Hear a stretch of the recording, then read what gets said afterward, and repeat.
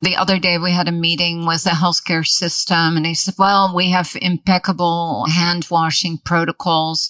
And I said, look, that's commendable. That's so key. We all know this, right? But the truth is when you look at where a patient's privacy curtain is installed in a room, typically you walk in the room, you wash your hands, you touch the curtain, you look after your patients, you touch the curtain, and then there's the sink. So arguably, it really is that weak link, that super high risk touch point in a patient zone, as we like to call it, that people are overlooking, frankly.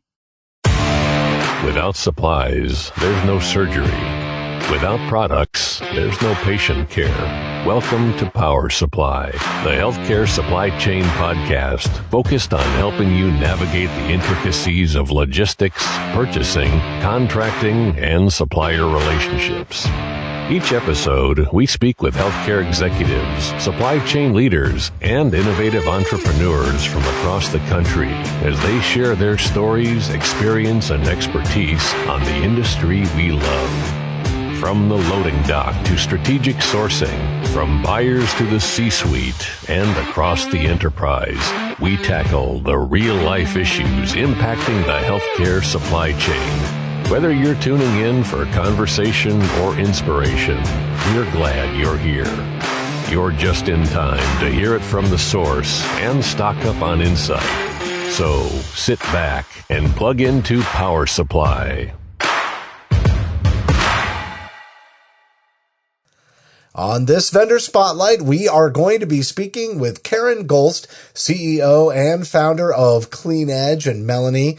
Karen is an entrepreneur and bringing a very unique solution at least timely for our conversation. I know this has been in the works for quite a while, but we're going to have a conversation around sustainability, infection prevention. And when I say sustainability, it's cost savings, it's repeatability, it's operational improvements, and it's also friendly to the environment. And so I think what everybody will find, as you have learned, putting together her expert series on the First Case podcast channel, that this is a lot more in depth than you might think, and it has a much greater impact on patient safety than we might always be aware of. We take curtains quite for granted. Yeah, we really do. We absolutely take them for granted. They're kind of like the chair in the room or just some extra furniture, and we don't think about it. And an eye-opening conversation is definitely needed when it comes to the exposure risk and contamination risk that curtains present. It's just something we don't think about.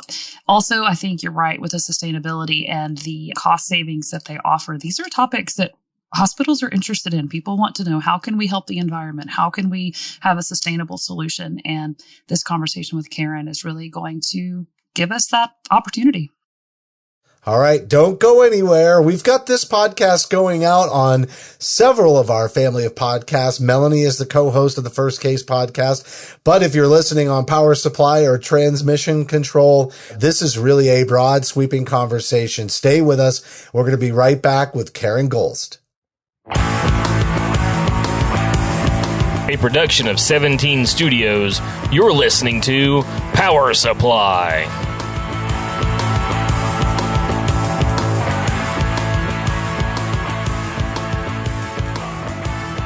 Joining us now is Karen Goelst, CEO and founder at KleenEdge. And Karen, you've been on the First Case podcast before, but this conversation today is going to go out to our Power Supply chain audience, as well as infection preventionists that listen to the Transmission Control podcast. For those of you who are listening and aren't familiar with Melanie Perry, she hosts the First Case podcast with me, and this is also going out on the First Case podcast. So what's interesting about our conversation, Karen, is it really touches so many areas within the hospital. We're going to be talking about it today quite in depth. And I just want to welcome you back to the First Case podcast, but for your first appearances on Transmission Control and Power Supply. Thanks so much for joining us. Oh my God. Thanks, Justin and Melanie, for having me today. It's always fun to join and raise awareness, and thanks for having me. We have had a number of conversations on the Power Supply podcast about sustainability. And it means a lot of different things in the context of healthcare since the beginning of the pandemic. I would say prior to that, most of the time when people heard the word sustainability, they associated it with what we're going to be talking about today in the sort of sense of impact on the environment and recyclable materials and processes and thinking about the impact on the environment. But sustainability means a lot of different things now, including the ability to sustain whatever operation you've put into place. And that's all going to be part of this conversation. And it's going to be around privacy curtains, which, Melanie, obviously in the operating room, we talk a lot about. And then for the infection control folks out there, I mean, privacy curtains are in every patient room throughout the hospital. So, Karen, I want to welcome you to talk a little bit about what's going on at KleenEdge. I know it's a women-owned business and women-owned by the fact that you're the CEO and founder. Maybe you could talk a little bit about how you find yourself leading this organization and doing the good work that you're doing today. Oh my gosh. Thanks, Justin. Yeah, it's been quite a journey for us, as you guys are aware of. I mean, it's probably started, 10 years ago when, my background was in window coverings, come from the Netherlands, where we did a lot of healthcare and frankly started, kind of going out into healthcare and saying, gosh, what are folks doing in America, as it pertains to privacy curtains? And one of the big eye openers for me coming from Europe was really that all the privacy curtains in America were mounted at the ceiling, and then they had mesh and that is, by the way, not the standard of care elsewhere, where they use suspended tracks. So one of my very early questions was really to say, well, when it's mounted at the ceiling, I mean, how in the world do you exchange these curtains? And that really started the journey, because the answer was curtains, unfortunately, in America hardly ever got exchanged. And yeah, that's really started it all, to say, gosh, what can we do to change that? Can we create solutions that will help folks in their efforts to get these down more frequently? And also, as you both are aware, we created a software surrounding the exchange to allow folks to set protocols and then to know that they're in compliance and start articulating the reasons, by the way, why they're exchanging curtains. Well, infection control is a big reason why they're exchanging curtains, correct? Why they should be exchanging curtains, yes. It's pretty horrific, when you read all the studies, and they're very, very clear now that basically within 2 to 3 weeks, most curtains installed in our country will be contaminated with MRSA, C. diff, VRE, and then, of course, the pandemic really has been an eye-opener for us all surrounding high-risk touch points. And guess what? Yeah, that curtain, guess what? Everybody touches the curtain, right? There's no escaping it. Well, even prior to the pandemic, hospitals were faced with some pretty major changes in reimbursement. And so we've seen a lot of data coming out about healthcare acquired infections. And prior to the Affordable Care Act, we didn't really worry as much about it. It wasn't like we didn't worry about it. We didn't worry about it in a business sense. Like, how is this going to impact our ability to be profitable? Obviously, that change in reimbursement, if somebody comes back in with a hospital-acquired infection within 30 days, unless it's an implant procedure in surgery, the hospital ends up having to foot the bill on that. And so we've looked at infection prevention through a completely different lens since then. And then obviously the pandemic just vaulted us into a new state, and financially hospitals have never been under tighter constraints, from staffing issues to just operating on negative margins, all of this. And, this is an area where if we can reduce readmissions due to infections, that could really help out the bottom line. And nowadays, every little bit counts. Yeah, I couldn't agree more, Justin, and the bottom line, oh, by the way, speaks loud and clear. And that's why it's also important to understand the challenges, oh, by the way, that people have surrounding these curtains. Because if you need to put your staff on a tall ladder and you have a completely non-standardized inventory where folks need to be in the basement going, okay, where does this curtain go? Is it a 10-foot ceiling? Is it an 8-foot ceiling? How wide is the track? Right. So when you look at the burden, or what we would like to say, the downstream consequence of ceiling mounted tracks for hospitals really is that they're going to have to send a person up on a ladder, trying to figure out what size curtain, because how many times do you and I walk into a facility and we see that curtain hem almost 2 feet off the ground, right? Right. But think about it, going all the way in the basement, figuring it out, schlepping it up to a patient room, putting the ladder up, climbing up an 8-foot ladder, and sometimes standing there, as a staff member with a 40-pound curtain, grommet by grommet by grommet, having to hang it. So every time and motion study that we've ever done surrounding this, it takes people over an hour. And hello, we're in a staffing crisis, right? So if you think about the staffing crisis, the non-standardized cost of cloth curtains, especially the laundering. I mean, we talked a little bit about environmental, just the overall cost of that. It's really, really challenging for people to exchange them.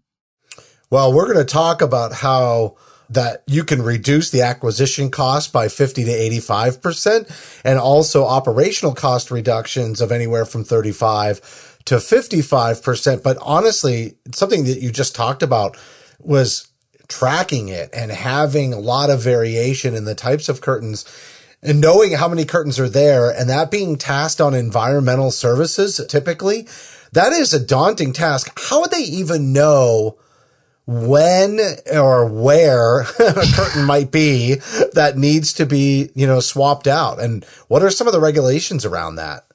Yeah, gosh, and that opens up a whole different can of worms, because as you both know, most of the documentation in our country is still manual.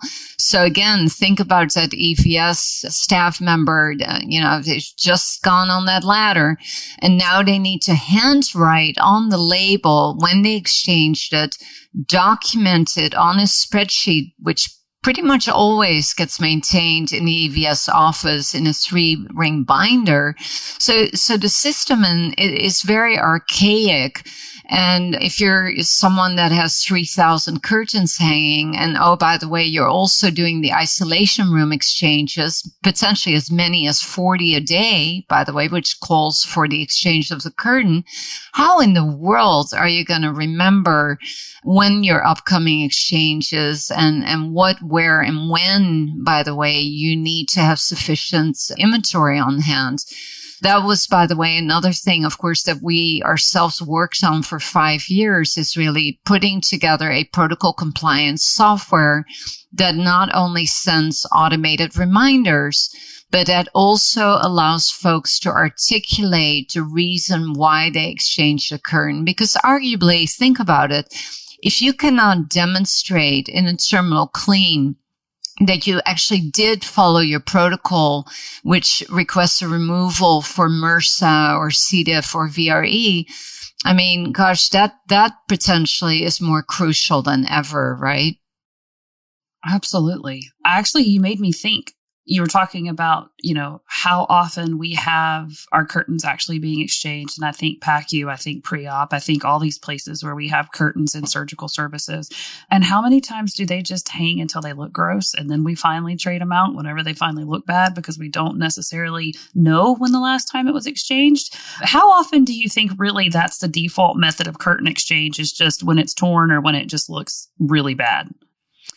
Yeah, gosh, Melanie, the biggest challenge potentially that we still have in our country is that the standard of care is so poor. I mean, we basically have a regulation that says remove upon visibly soiled or stained. Well, I don't know about you guys, but how often do we walk into a patient room and there's a brown multi-patterned curtain hanging there? You know, how do we know, right? Oftentimes you cannot see that they're stained.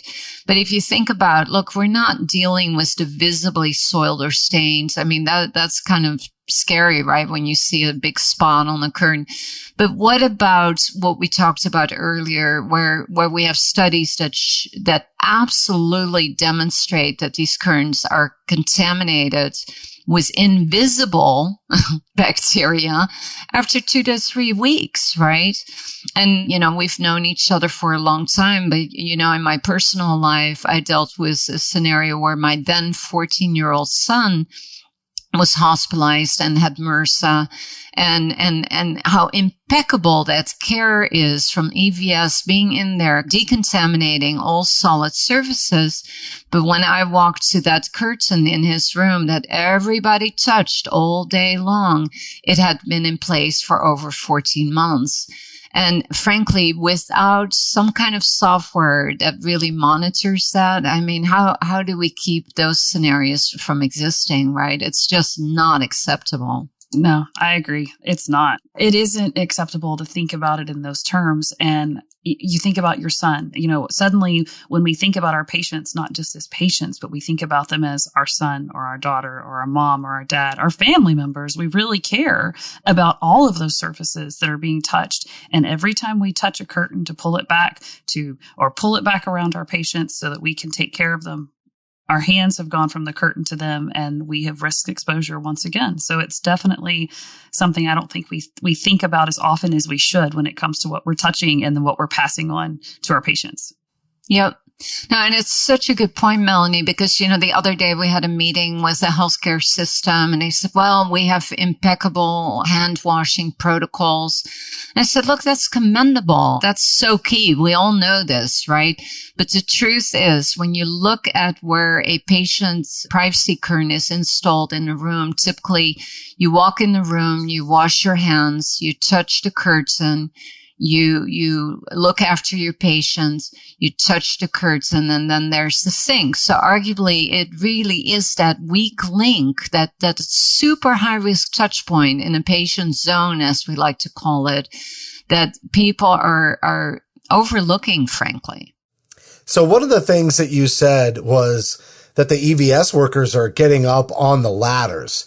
And so I got to imagine like carrying a ladder around, like how much added time is that? And when you tout that there's 35 to 55% operational cost reduction, I'm assuming that that's one of the major areas is that just extends out the labor piece. I also got to think that it puts staff at risk for potential injury too. Like anytime you're off the floor, you know, everybody's got a story of a relative that has fallen off a ladder at home from one time or another doing something. And I realize that maybe with the curtains, they're not getting that far off the floor, but there has to be documented injuries here too. Oh gosh. Yeah, no, that's a major issue, frankly, Justin. And I don't know, some IDNs, like for instance, Kaiser Permanente, are currently disallowing staff to get on ladders. So that's a whole different scenario and potentially one that actually drives really what we're calling these no ladder solutions, right? Where people do not have to get on ladders, where they simply can just walk up to a curtain and exchange it. And especially, again, of course, looking at those isolation room exchanges there, or terminal cleans, if you will, where they typically are more prominent, I would say, than what we would call the periodic exchanges even, because that's where the protocol really supersedes that periodic protocol. Very, very important to get these people off ladders. Frequently, by the way, it's delegated to a floor or a trash tech. And they're the only staff that are allowed. And can you imagine in terms of the disruption to their job. They're there in the corridors maintaining floors, and then they get that call, that they need to go to a room that's undergoing terminal clean. They need to first take that curtain down, exit the room, go back to their task at hand, and then get the call that now the room is clean. And so the process again, that whole process just repeats itself. So no ladder is absolutely key here. I think that gets amplified too when we're looking in the recovery room or we're looking in pre-op. And traffic never stops in these departments, and yet we need to have the curtains exchanged. But how can we exchange a curtain when we've got all this traffic coming through to our, past our pre-op bays, past our block room, or in our recovery room when we really don't want a lot of overstimulation, and yet we've got a ladder being banged open, people stomping up the ladder trying to change something. It just adds another level of difficulty, but also then just disruption and interruption. If you've got to sit there and get a ladder up at some point when a lot of our operating rooms, they don't stop. They're running 24/7. So how are you supposed to get people in there to do that when you need your recovery room and your pre-op all working all day long? So definitely I can see the ladders as just being very difficult, and a solution that doesn't require a ladder to be a lifesaver and a time saver for our departments. So one of the things that we talked about also is sustainability at the very beginning, but we haven't dove into that very much. And I want to get into material composition for the purposes of one of the big areas that you address is having curtains that are 100% recyclable, and what that means, for the environment, and lots of green initiatives going on in healthcare today. But what are standard curtains made out of, and what happens when they're no longer, able to be used? Where do they go? Yeah, so typically privacy curtains are made out of polyester. And so unfortunately, we're not seeing any recycling take place there. And of course, those curtains need to be laundered, as you can imagine. So with water usage, power usage, the transit, by the way, of the curtains being retrieved and then going off to the laundering facility and then coming back.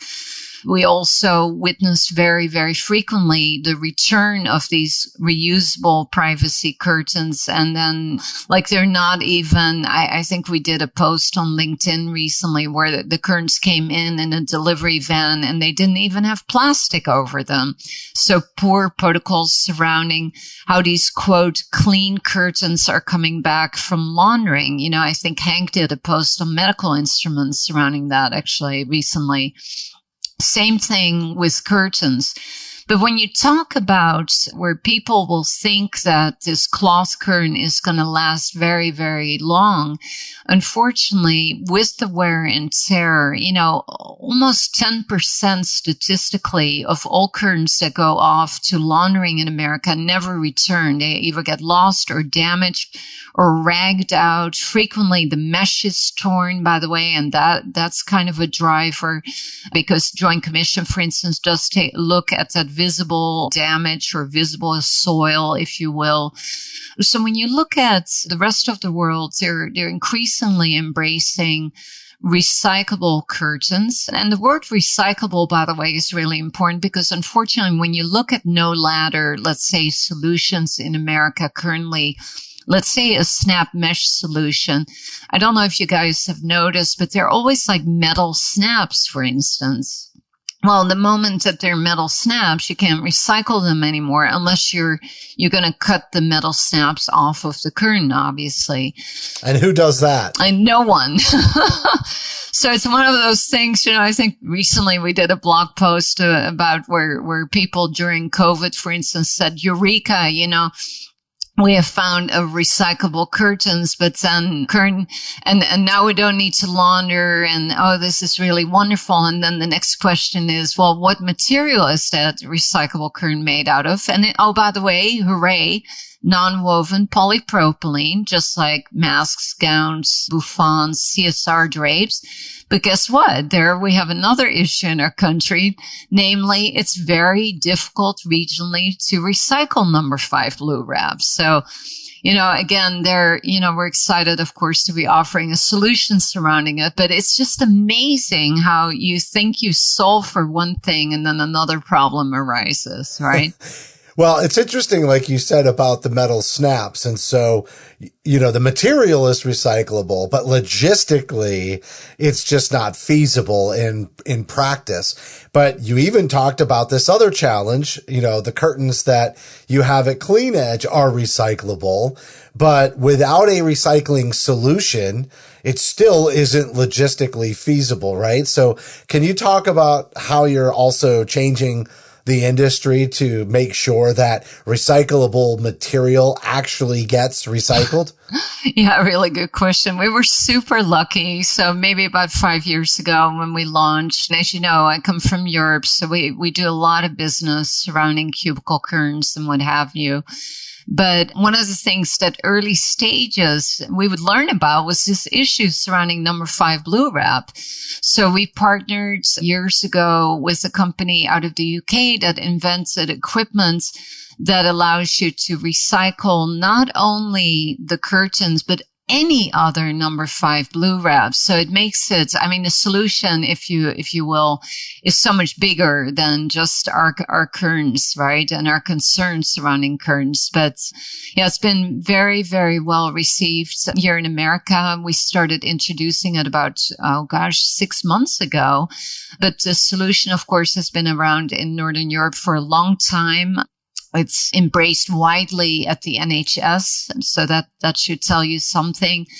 But in Europe, the focus is 100% on recycling these non-woven number 5 blue wraps, right? It's so key because currently in our country, it's going into the landfill. Well, you talked about where they're manufactured, and I think that's incredibly important because of that sustainability that kind of rounds us out here. The traditional association that people made about the impact on the environment, and we just talked about that with recyclable, but also where are they manufactured? Is it going to be easy to keep the right amount of volume coming in terms of supply? And so for supply chain, sustainability now means a number of different things, including if we change to a certain provider or a certain vendor or supplier for a product, how are we going to make sure that we don't run out and then have nothing? So can you talk just a little bit about that too? Oh gosh, yeah, absolutely. And of course, the pandemic really highlighted that circumstance where, we couldn't get any containers out of Asia, where typically containers would be on the water for, let's say, 45 days. We were talking 5 months out. I'm sure we've all seen the headlines. So one of the things that were really important to us at KleenEdge was and it also speaks to our European roots, of course, but is to get that supply out of Europe where we could guarantee a 2 to 3 week turnaround instead of out of Asia, where it was, like I said, anywhere from 4 to 7 months and containers were unable to really get to our shores. Aided also, or another issue, of course, that we dealt with during the pandemic is that the cost of non-woven polypropylene went sky high. And so again, having that stability out of Europe was what really, really helped us for sure. So interestingly, as we prepared for this interview and you and Melanie and I got together and kind of talked through some of the finer points, Melanie had the unfortunate experience to have to bring her son to the emergency room. And while she was there, this whole conversation just kind of came up for her in a really, I don't want to call it serendipitous because that almost sounds like a good thing. And, Melanie, I'm sorry you had to go there, but you really saw this firsthand. So I did. And it was really, I hate to use the word funny because obviously I'm sitting in the emergency room with my son. He'd had a injury in jiu-jitsu and ended up with a fracture of his orbit and his nasal bone. It was a mess. But I'm sitting here in the ER and I'm waiting for the doc, and I'm looking actually at the privacy curtains in the emergency room. And Karen has been an expert for us on First Case and the Expert Series. I've done all of her posts and I've read them all. And so like privacy curtains are like in the forefront of my brain, right? And I'm sitting here and the curtains actually looked pretty nice. I'm like, oh, they must have just replaced these. The curtains themselves looked pretty clean, looked pretty good. But I'm thinking of all the things Karen said about curtains, and I'm, looking at them, and it had the little tags on them where you could see when they had been replaced. Well, they weren't filled out. There was no information on there. And the netting on top of the curtains was all just grungy and tore up and didn't look clean. And I'm just sitting here thinking of all the things I've learned through the Expert Series with Karen's insight and information. And as we talked about getting ready for this interview, I'm like, this is what I saw. And I never, I think, would have thought that much about a privacy curtain, even as a nurse who's been a nurse for 20 years.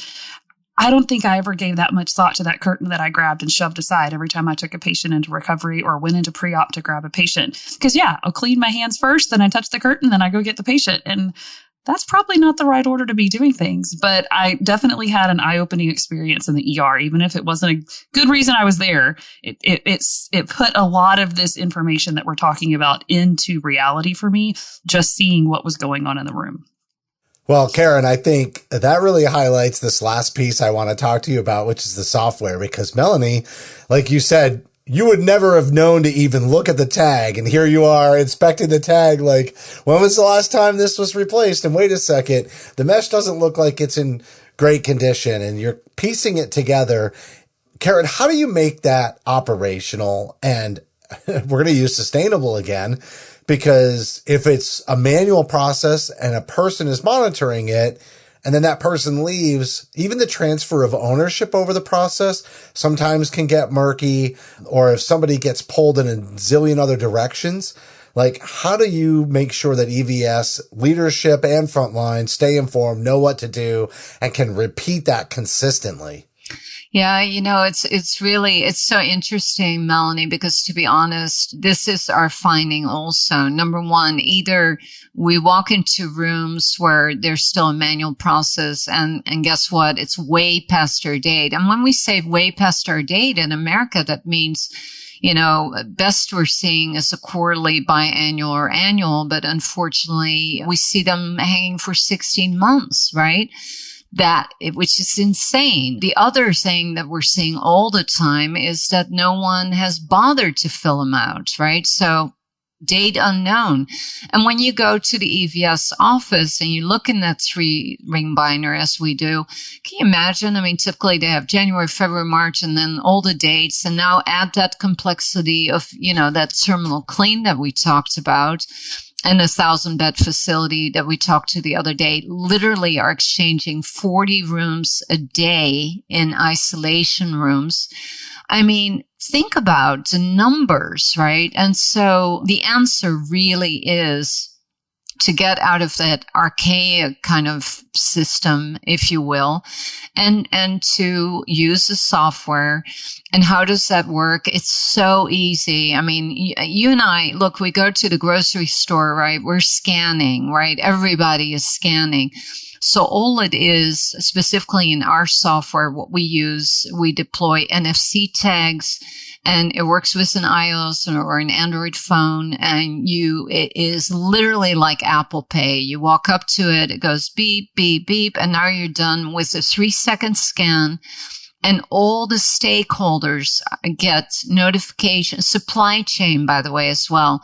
Supply chain, infection prevention, EVS, the director. Even if you have 54 facilities, you will know exactly when, where, and what needs to be exchanged. And by the way, also so that you know that if you've got 100 currents to exchange on Friday, you probably should start on Tuesday already. But you also need to know, of course, that you have sufficient supply on hand, right? If we're going to exchange 100 currents, we need to know that we have 100 currents available so that we can do our job. So it all comes together. And then also what I talk a lot about is that articulation of isolation room exchange By the way, so that if I just exchanged a current due to ISO yesterday, and let's say the protocol exchange was coming up on Friday, that I now know that I don't need to go exchange that current again because we just did it, right?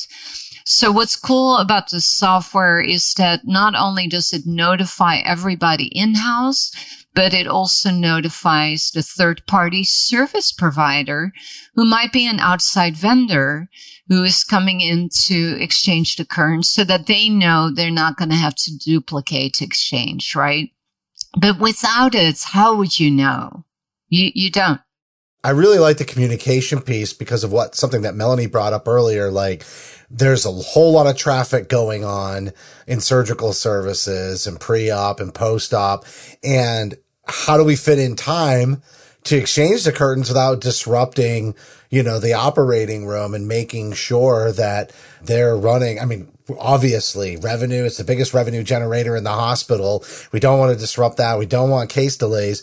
Having those alerts would allow, leadership in the operating room to plan for it and maybe communicate. That is a bad day for you to come and exchange these curtains because we've already got a bunch of add-ons we weren't anticipating and it's a day ahead of time already. And so that would allow for proactive communication instead of disrupting everything. I also want to just tell everybody, this is what your customers have had to say. Daryl Hicks says, I have worked as an EVS director for over 34 years, and I know a thing or two about privacy curtains.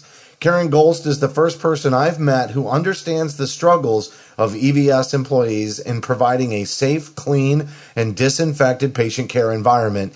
The KleenEdge curtains project a crisp and clean first impression to a newly admitted patient and their loved ones. The KleenEdge proprietary software allows EVS leaders to efficiently track and document curtain exchanges. And actually, Daryl Hicks has been a guest on the Beyond Clean and Transmission Control podcasts in the past talking about EVS and their involvement even in HCAHPS and patient satisfaction surveys. I've got another one here from Brian Varner. He said KleenEdge reached out to me a couple of years ago to see if there might be a good partnership between us. At first glance, it seemed KleenEdge had a great product and technology, but I wanted to reach out to my healthcare experts and get their opinion.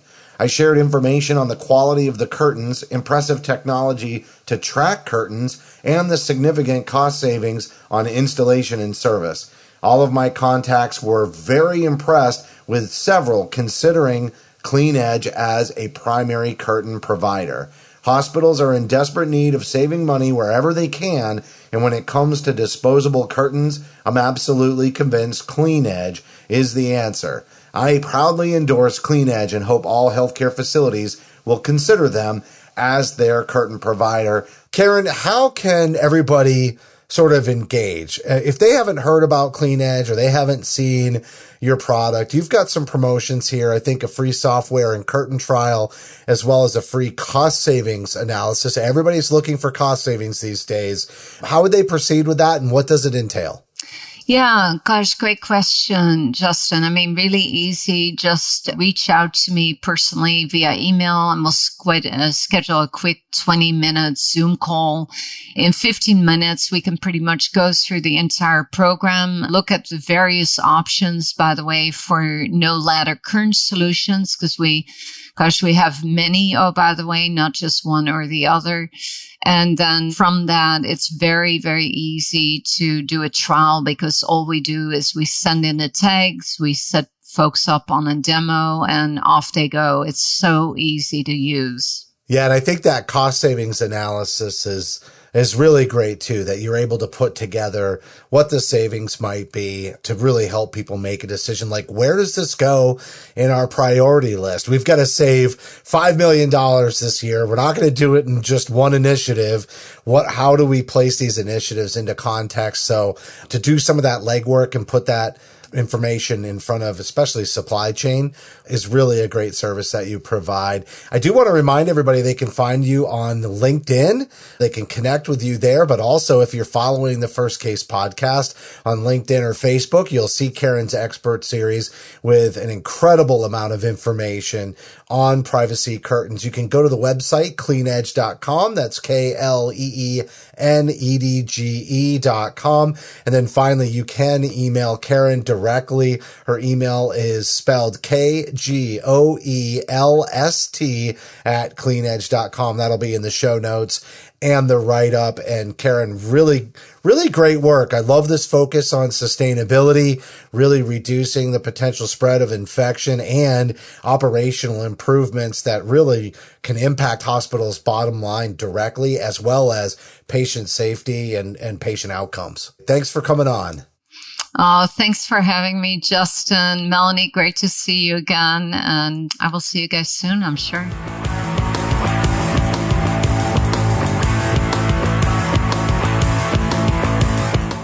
That was Karen Goelst, CEO and founder of KleenEdge. We're talking about privacy curtains, but building in automation, intelligence, tracking, taking a very sustainable approach, recyclable material that's also logistically feasible, and a process that is really designed to improve, patient care and outcomes and reduce infection prevention potential in facilities today. Melanie, you saw it firsthand. This has been an incredible challenge, and I have to commend Karen. She's been doing this for a while. This is her business. It's women owned, and it's got some really great messaging behind it too, and value, in terms of mission and values, not just value prop. Yeah, it's just, I love her commitment to making it better, making healthcare better through something that a lot of us really overlook so often as healthcare providers. We roll into the PACU and we grab that curtain and we send it around and off we go. And we don't think about the contamination possibility with something as simple as a curtain. And yet she's committed her business and her life to making healthcare better. I mean, the story of her son really hits home with how this really affected her and his experience, and my own experience in the ER too, watching it in real life happen in front of me with everything I've learned from her. So I really think that there's a lot we can learn and a lot of ways we can improve just by managing our curtains better. Well, she mentioned it, 50 to 85% reduction in acquisition costs, as well as 35 to 55% operational cost reduction. So you're getting it on the front end and throughout the life of using the KleenEdge curtains. I think one of the other things that we talked about that stood out was instead of 4 or 5 curtains that the EVS workers have to get up on the ladders to be able to hang, you're talking about 1 curtain per track, and nobody has to get on a ladder. I think that's another big takeaway. If you want to learn more, definitely follow the First Case podcast, because Karen is an expert on our expert series. You can also follow KleenEdge on LinkedIn. You can find their website, CleenEdge.com. That's KleenEdge.com. You can email Karen directly. I'm going to spell that out, KGOELST